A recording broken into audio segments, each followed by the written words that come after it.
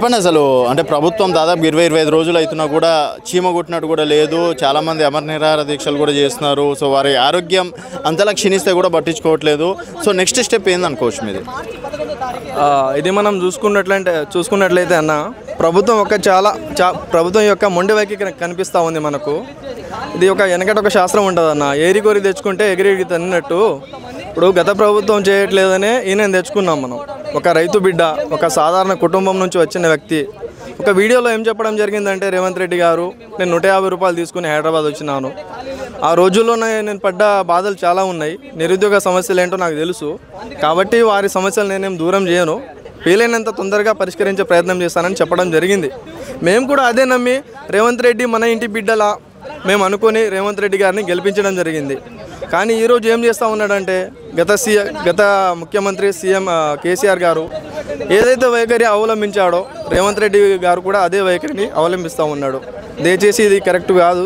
CM Revanth Reddy గారు, మేము ఇక 20 రోజుల నుండి నిరాహార దీక్షలు, రాస్తారోకులు, ధర్నాలు చేస్తూ ఉన్నాము. శాంతియుతంగానే చేస్తూ ఉన్నాం కూడా. మీ పోలీసులను పెట్టి మాకు ఇబ్బంది పెట్టే ప్రయత్నం చేస్తూ ఉన్నారు. దయచేసి మొండి వైఖరిని మానేసి మా నిరుద్యోగుల గురించి ఆలోచించి మాకు వెంటనే పరిష్కారం వచ్చేలా చూడగలరు. అంటే మార్పులు చేర్పులు ఉండవని చెప్పేసి కూడా అంటున్నారు కదా. మార్పులు చేర్పులు ఉండవని అనుకుంటే అది దానికి తగ్గ పరిణామాలు ఎదుర్కోవాల్సి ఉంటుందని మేము నిరుద్యోగుల తరఫున హెచ్చరిస్తూ ఉన్నాము.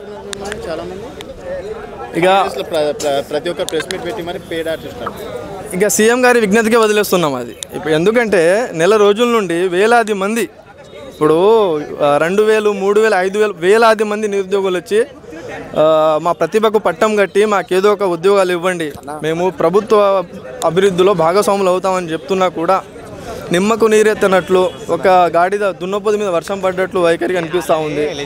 ఒక అలాంటి గౌరవమైన హోదాలు ఉన్న వ్యక్తికి ఇలాంటి వైఖరి సరికాదు. దయచేసి వైఖరిని వెంటనే మానే. ఇప్పుడు చెప్తారన్న వాళ్ళు, ఎంతైనా చెప్తారు. ఎందుకు చెప్పారు? ఇప్పుడు కాంగ్రెస్ వాళ్ళ టీఆర్ఎస్ గవర్నమెంట్ ఉన్నప్పుడు నిరుద్యోగులు రోడ్డు మీదకి వస్తే మీరు కాంగ్రెస్ మనుషులు అన్నారు. ఇప్పుడు కాంగ్రెస్ గవర్నమెంట్ ఉన్నప్పుడు మేము రోడ్డు మీదకి వస్తే టీఆర్ఎస్ మనుషులు అంటున్నారు.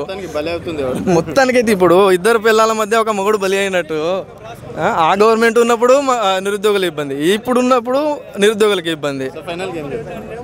ఫైనల్గా రేవంత్ రెడ్డి గారు, మిమ్మల్ని ఎంతో చాలా ఇష్టంగా తెచ్చుకున్నాం. ఒక ఇంటికి పెద్ద కొడుకు ఎలాంటి బాధ్యత తీసుకుంటాడో ఆ బాధ్యత మీరు తీసుకుంటారని చెప్పేసి మా ఇంటి పెద్ద కొడుకులా మిమ్మల్ని తీసుకున్నాం. దయచేసి